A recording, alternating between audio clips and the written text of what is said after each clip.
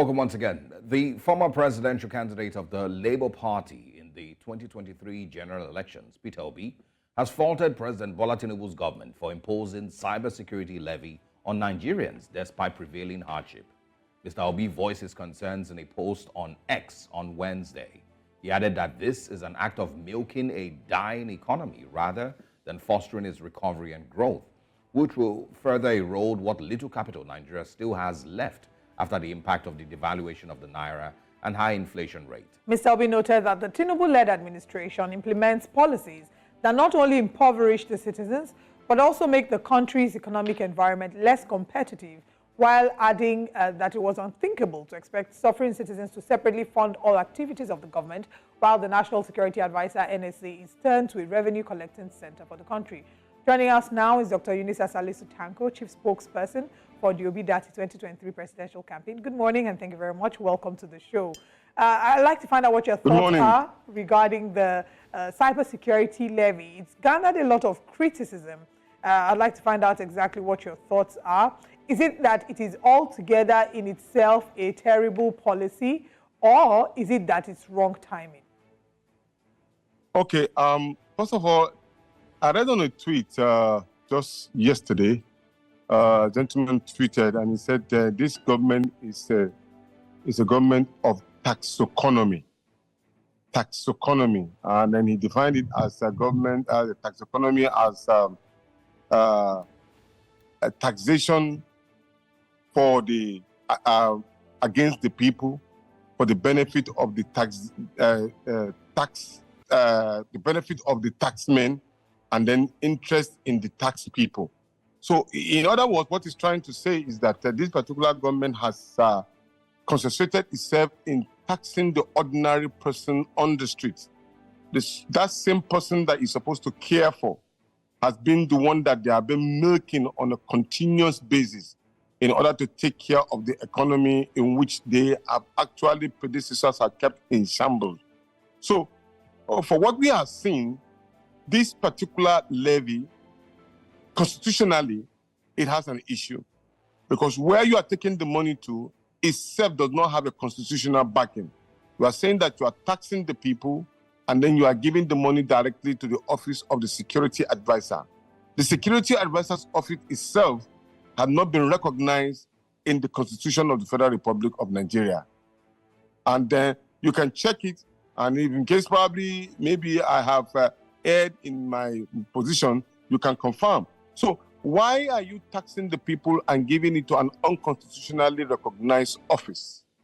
And the question is, what is the taxation for? Is it at this point in time when Nigerians are finding it difficult to feed themselves, to transport themselves from point A to point B, to even engage in economic activities, that is the best time in which you are going to tax the people the more? So it is a wrong timing, wrong policy, and then minted against the Nigerian people wrongly. I think the level of impunity is going beyond your imagination. In fact, it should be withdrawn with a strong apology to the Nigerian people. The idea of governance is for you to show succor and care for the people, not for you to tax them unnecessarily. Where taxations have been a major source of income, have been very, very clear. When you tax, you provide the enabling ground. Now, the Nigerian youth, who are the major users of cyber activities, they were not getting job being provided for them. They look for ways in which they can survive. They first of all were creative in the idea of the film industry, and they excel very well. God knows what tax were being mentioned on them on that regard too. Then, secondly, they were involved in music. They got involved in production of music that has gained the attention of the international world. Now, majority of them are involved in what we call cyber activities. What I mean is that when they are on the net and internet, they are able to do a lot of things on the Twitter. They are able to do a lot of things on Instagram. They are able to do a lot of things on Snapchat. And they were able to create even apps that will help in the economic drive of the country. Now, it seems to me the tax is meant on them as a way in which of creating and stiffening them at the same time. Of course, what you are trying to tell them is that they cannot work in any direction where you will have to meet them at the same time in order to sustain the government. Yeah, As we speak, we are only subsidizing consumption, not production. And that's where the problem is. So you cannot put a misplaced priority and continue to put the people in abject poverty. It's totally unacceptable. Dr. Tanko, just to jump in, the narrative, from what I've seen, read, is that these cybersecurity funds are meant to fund cybersecurity training and research, because Nigeria, has lost hundreds of billions of naira, in the last couple of years to cybersecurity, challenges. And so the government needs, to have a fund set aside to fund, that research and the training of cybersecurity, practitioners and all that. So, is that a good enough response? And then for those who say that the current administration really just has, one modus operandi, which is taxation, taxation, taxation, raise IGR from, every way possible, look for new ways to tax the citizens. Is that also, would you say that that is true, that that's the only thing that President Tinubu really, that's the only way that he works? Now, if we are to generate resources, all internally generated resources are directed to the Federal Inland Revenue constitutionally. It's just like you saying that all levies on petroleum should go to Federal Ministry of Petroleum.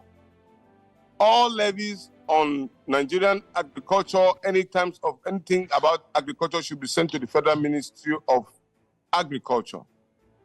Any tax on industry and all should go to Federal Ministry of Industry. Government doesn't work like that.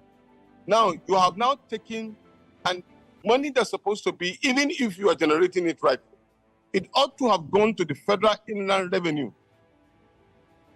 The Federal Inland Revenue is supposed to be the custodian of generating all kinds of revenue belonging to the Nigerian state. But here you are saying that money will be removed from people's account one way or the other and directly paid into an account. Who creates the account? On what authority does the account exist? That such money will be paid to that particular account directly, and how do you account for it?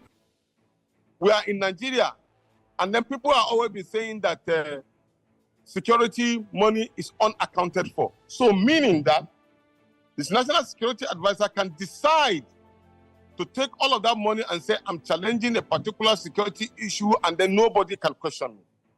So it is totally wrong. No matter how you try to give a narrative on it, it is totally wrong. Yeah. Even if generating the resources, it must be seen in a way that affect the people positively. So that when the people know that it's actually meant for their security, they will be able to buy into it. But the truth about it is that the security issues have not been tackled from its real source. What we are doing is that we are just meandering around it and enriching the very few people at the expense of the large Nigerian people. So policies that are anti-people should be rejected in its totality. In fact, if not that the Nigerian people are ridiculously patient, this particular government will have been submerged long ago. Is it the issue of the coastal road? Or is it about the prices of food items that have been increased? Right. Or is it the issue? Yeah, quickly also respond. Yeah, quickly also respond to the other. Within the people. Yeah, Dr. Tanko, quickly also respond, to my other point. Is, generation, of, or rather raising IGR, pretty much, the modus operandi of, President Tinubu, taking from his time in Lagos, is that, seemingly one of the things that he's very passionate about? And is that maybe where this is coming from? Well, if a lot of people still challenge and still probably are challenging the source of wealth of Mr. President.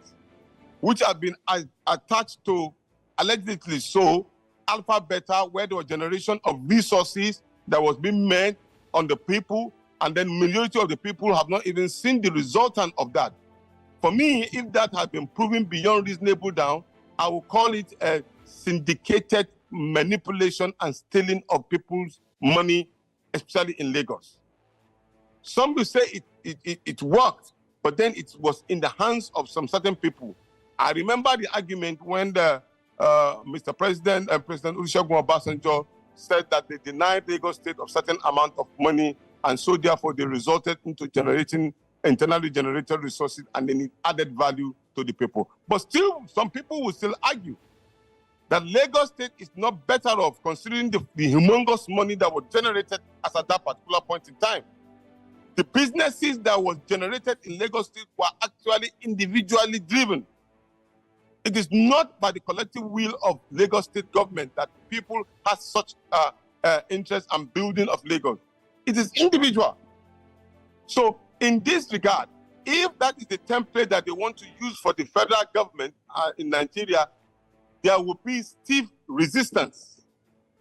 And this is what you are seeing already. So the people are already stigmatized, tired, impoverished, and deliberately with a lot of impunity being mentioned on them. So I will not support even how good the idea would have been if it was being used and the people understand that their challenges can be taken care of by this particular... All right. Dr. Unisa Salisu Tanko, thank you so much for joining us. We've run out of time for the show. I'm going to say exit now because the news is coming up next. Yeah. Thank you very much for joining us.